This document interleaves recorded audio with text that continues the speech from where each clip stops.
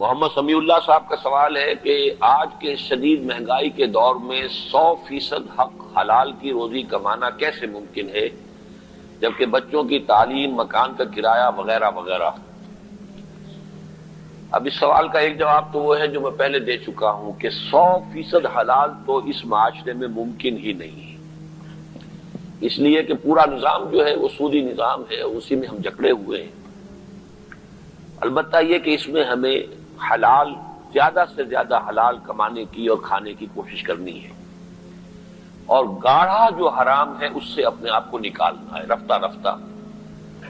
اس جدوجہد میں جو شخص لگا ہوا ہے، اگر اللہ کے علم میں ہے کہ یہ جو کچھ اس وقت جس درجے بھی اس خرابی میں ملوث ہے یہ بالکل مجبوری کی حالت میں ہے، تو یہ معاملہ اس کا اور اللہ کے درمیان ہوگا۔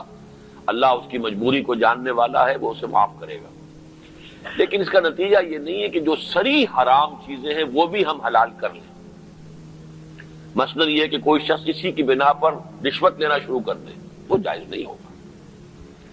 اگر سرکاری ملازمت آپ کر رہے ہیں اور اس میں تنخواہ میں گزارا نہیں ہوتا ہے تو آپ سرکاری ملازمت چھوڑیے، کوئی پرائیویٹ سروس کیجئے، وہاں پر آپ کو بہتر سیلری مل جائے گی۔ یہ نہیں ہے تو کوئی اور محنت مشقت کیجئے۔